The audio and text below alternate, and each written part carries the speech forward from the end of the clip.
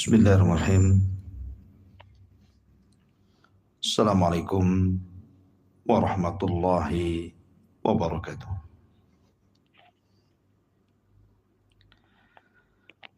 Alhamdulillah wassalatu wassalamu ala Rasulillah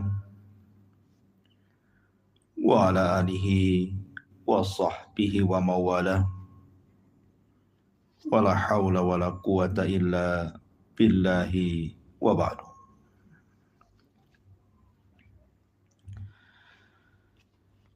Ma'asyiral muslimin yang dimuliakan Allah Subhanahu wa taala.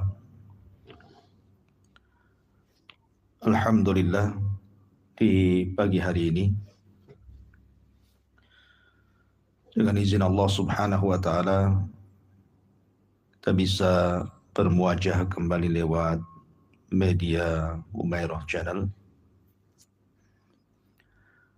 dan kita masih meneruskan tema kapan kiamat. Ma'asyiral muslimin yang dimuliakan Allah Subhanahu wa taala,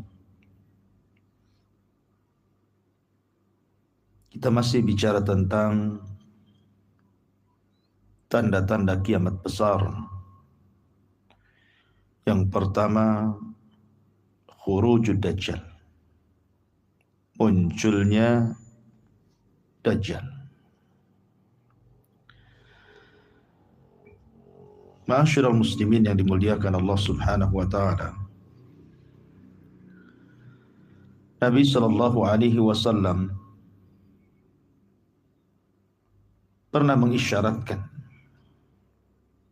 di dalam hadis-hadisnya bahwa Dajjal adalah satu di antara 5 sosok manusia yang dikeluarkan di akhir zaman. Pertama, Al-Mahdil Muntadhar, yang Nabi sallallahu alaihi wasallam bersabda, la tadhhabu dunya hatta yamlika al-arab rajulun min ahli baiti. Tidak mungkin dunia ini hilang sampai Arab dikuasai seorang laki-laki dari keturunanku, kata Rasul. Yuwadi ismahu ismi wa isma abihi isma abi. Di mana namanya persis dengan namaku dan nama bapaknya persis seperti nama bapakku, Muhammad ibn Abdullah. Dan dia akan memimpin manusia dengan keadilan. Kemudian yang kedua, rajulun yud'a al-Qahtani, seorang laki-laki yang dipanggil dengan Al-Qahtani. Berdasarkan hadis Abi Hurairah radhiyallahu an, la taqumus sa'atu hatta yakhruja rajulun min Qahtan yasukun nas bi'asa. Tidak mungkin hari kiamat tegak sampai keluar laki-laki dari Qahtan yang menggiring manusia dengan tongkatnya. Kemudian yang ketiga, rajulun yud'a al-Jahjah, seorang laki-laki yang dipanggil dengan sebutan Jahjah. Berdasarkan hadis Nabi sallallahu alaihi wasallam, la yadhhabul lailu wan nahar hatta yamlika rajulun minal mawali yuqalu lahul Jahjah. Tidak akan hilang siang dan malam sampai datang seorang laki-laki dari keturunan budak yang dimerdekakan, yang menguasai manusia di akhir zaman, yang disebut dengan Jahjah. Sebagian para ulama mengatakan bahwa munculnya seorang Jahjah dan juga Al-Qahtan Karena ada yang menyamakan bahwa Qahtan dengan Jahjah itu satu orang. Tapi ada yang mengatakan tidak, Jahjah sendiri, Qahtan sendiri. Lalu kapan munculnya Al-Qahtani dan juga Jahjah ini? Dan apakah keduanya adalah penguasa yang adil ataukah yang zalim? Wallahu a'lam.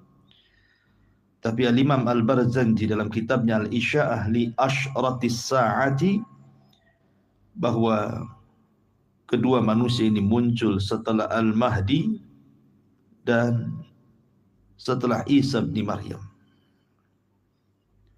Setelah Al-Mahdi meninggal, kemudian Isa bin Maryam meninggal dunia, maka muncullah dua penguasa ini. Yang satu dari orang merdeka Al-Qahtani, yang satu dari mantan budak Al-Jahjah. Tapi apa keduanya kemudian raja yang saleh yang meneruskan kekuasaan Al-Mahdi dan Isa bin Maryam, atau sebaliknya, wallahu a'lam.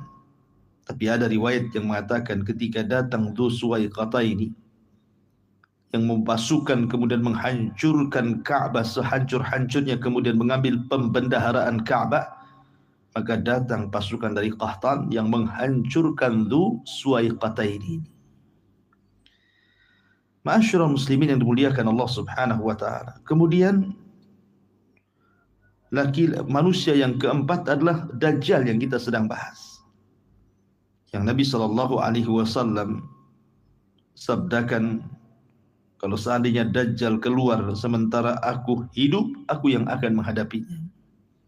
Tapi kalau dia keluar dan aku sudah meninggal dunia, maka masing-masing kalian menghadapi Dajjal. Dan yang terakhir tentunya Isa bin Maryam akan turun di akhir zaman.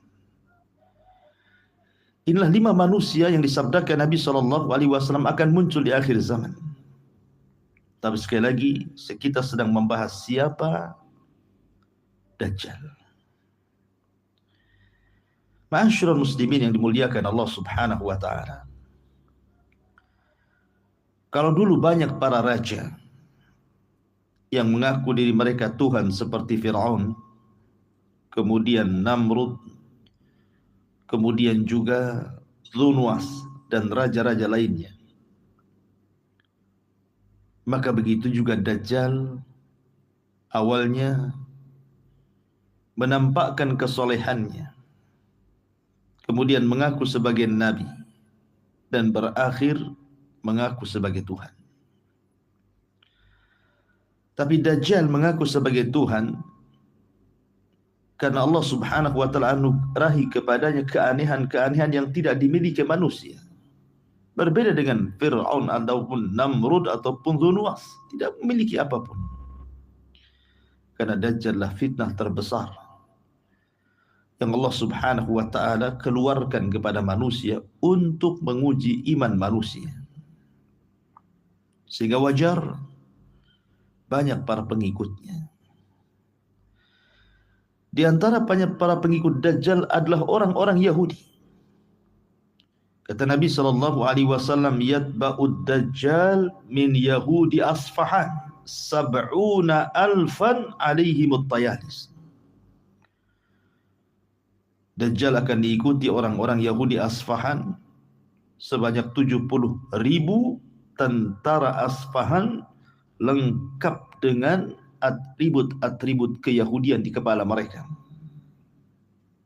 Dan ini pengikut pertama Dajjal. Ketika Dajjal muncul, maka akan muncul di Asfahan, di tempat sekarang mayoritas orang-orang Syiah di Iran. Dan kalau kita lihat Asfahan hari ini, banyak orang-orang Yahudi yang sudah tinggal di kota tersebut. Seolah-olah ada isyarat bahwa apa yang disabdakan Nabi SAW sebuah kebenaran. Ya, karena Nabi SAW tidak pernah berucap dengan hawa nafsunya. Nabi itu mengucapkan dengan wahyu yang diwahyukan kepadanya dari Allah Jalla fi'ula tabaraka wa ta'ala. Kemudian dengan 70,000 pasukan Yahudi Dajjal pun akan mulai mengelilingi dunia.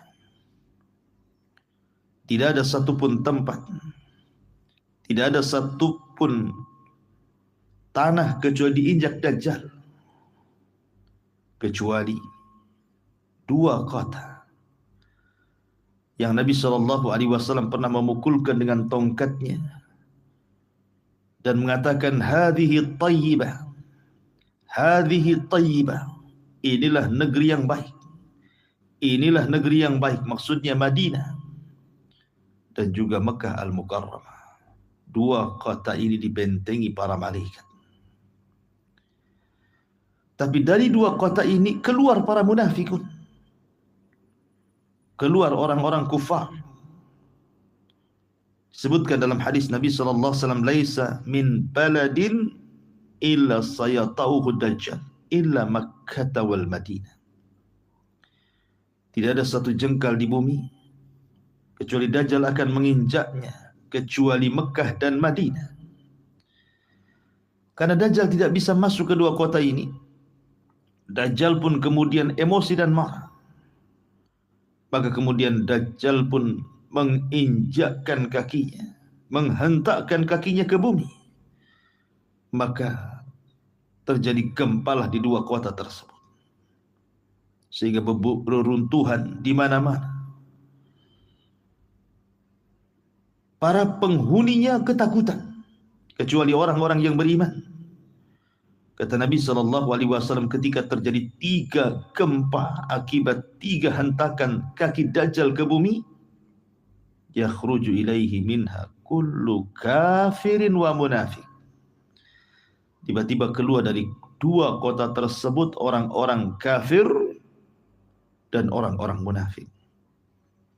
Dan kedua kelompok ini akan bergabung dengan Dajjal, kecuali orang-orang yang ikhlas, orang-orang yang bertakwa, orang-orang yang beriman, yang tetap tinggal di dua kota tersebut, karena mereka yakin hanya dua kota itulah yang bisa mengamankan mereka dari fitnah Dajjal.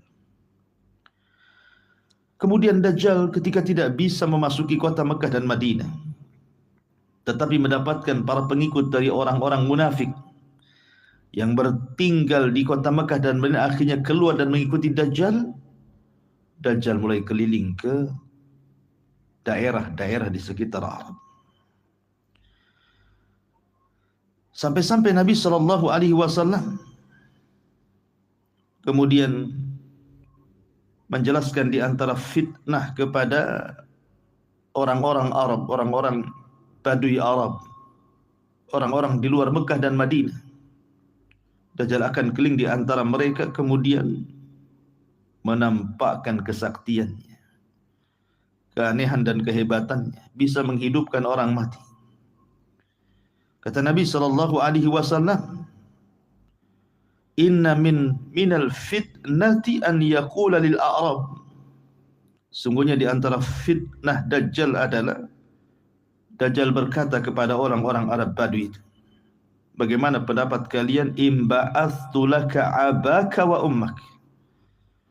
Kalau kuhidupkan bapakmu, kalau kuhidupkan ibu, atashhadu anni rabbuk, maukah kau bersaksi aku Rabbmu? Fayaqulu na'am. Maka orang-orang Arab jahil pun mengatakan ya. Fayumathilu lahu syaitan. Fayumathalu lahu syaitanu syaitanani fi surati abihi wa ummi. Maka akan dibentukkan padanya dua syaitan pada bentuk ibunya dan juga bapaknya. Kemudian setelah syaitan membentuk ayah dan ibunya, tiba-tiba syaitan mengatakan kepada anaknya, ya bunai, wahai anakku, ikuti orang ini, fa innahu rabbuk, karena dia adalah Rabb. Setelah berhasil kemudian memurtadkan orang-orang Arab yang jahil dan menjadi pengikut Dajjal berikutnya, maka Dajjal akan berlari ke tempat lain, ke arah Asia,